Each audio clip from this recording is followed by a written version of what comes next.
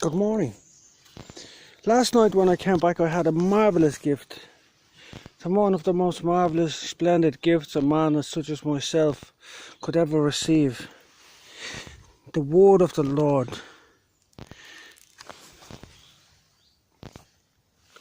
The Jerusalem Bible. All the way from the United States Senate. The Library of Congress catalogue card number 6624278.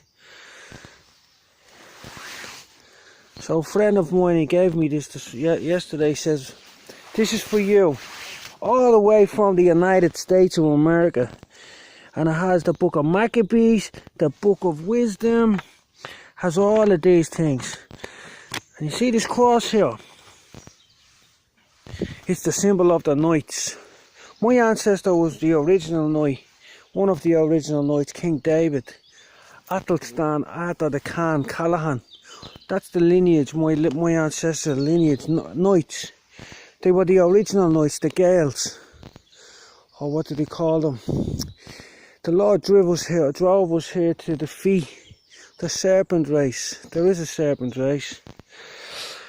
So basically I have this book here, and it symbolises to me that the rationing of the food and the water, the siege of the city is ended.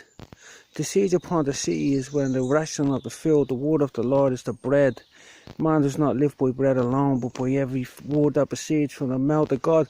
And the length of days, because the Lord put a curse on us when we start building churches and carving out temples and all. The Lord commanded my ancestor David always to burn down churches and burn down temples.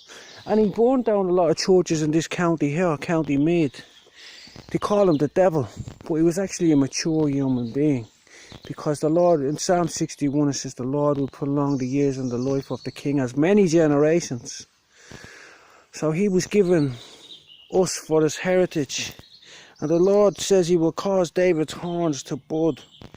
So David probably looks a bit different than the rest of us when he starts to develop the horns on his nut. Probably starts to look like something now, Star Trek, you know. So anyway, here we have the Jerusalem Bible. What a marvellous piece of work. This is what it says about this book. I've read most, I'm going to have a good read of this. If it's not stolen by one of these pagans here in Ireland, they steal everything I get. But this is the Dublin Day and Company Inc. Garden City, New York. Yeah, it says here, the Library of Congress card. Now we read that already. What does it say? The introduction of this, there are far too many people to man. The list of those who have helped in preparation of this Bible is too long to be given in its entirety. The principal corroborators are translated and literal versions. So there's so many book pages in here, but luckily I've read the King James Bible from back to finish. There's Nehemiah, look. That could be similar to Nephi in the Mormon Bible. Chronicles, Kings, Samuel, Joshua, Deuteronomy, Leviticus, Genesis. There's so many books. Ezekiel.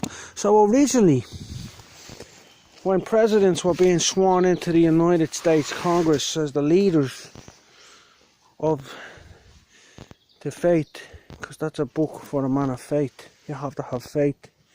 You don't need a church or a temple to have faith. Faith is in your heart. The Lord sees everything. He doesn't require any of the vanity of the churches or the temples, anything like that. So what he said years ago was, he said, you will take off the heathen there about you, bondsmen and bondswomen. So when King David was conquering the heathen tribes, he would have took a lot of those giants as slaves and captives. And he would have said to that slave, he said, slave, pick that big rock up there and stand it over there. I want to make an altar to the Lord.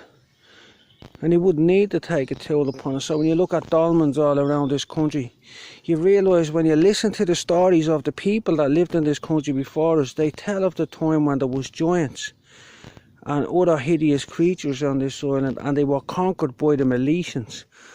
They were all under the Milesians' control. So when people look and they turn around and they say, how did they live that? How did they build stuff like Stonehenge? They had giants to live there. You have to just read the first